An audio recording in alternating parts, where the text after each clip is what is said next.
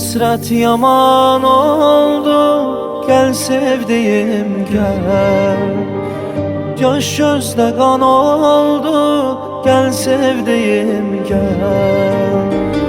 Kan akan gözleri silelim, gamimi derdimi bilelim. Neçə illərdir yol gedelim, gel sevdiğim gel. Ötür iller zaman daralır, daha günlerde tez qaralır. Baxı hər günümüzdən alır, gel sevdiğim gel.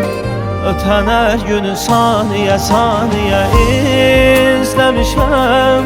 Ürəyimdəki ayrılığın qəmin hər kəsə gizləmişəm. Səni körpə uşaq kimi yolda durub elə gözləmişəm, gözləmişəm. Ötən hər günü saniye saniye izləmişəm.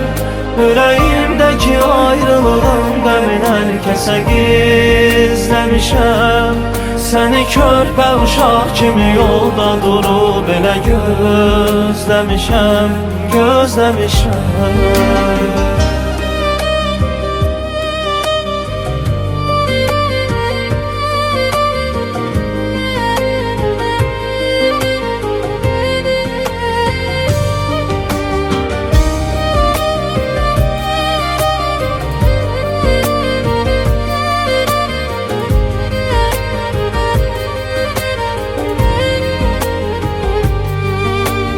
Səfərin çox uzun çəkir yarım, kədərin belimi bükür yarım.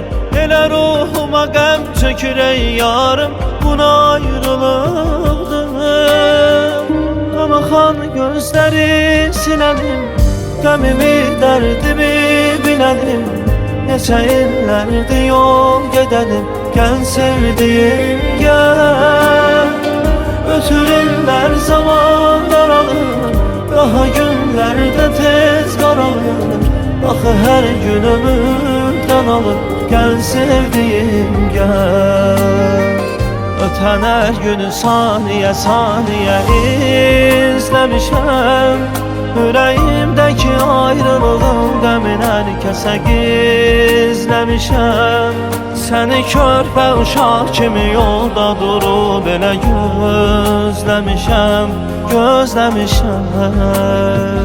Ötən hər günü saniye saniye izləmişəm.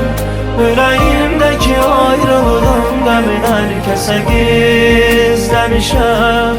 Səni körpə uşaq kimi yolda durub elə gözləmişəm, gözləmişəm.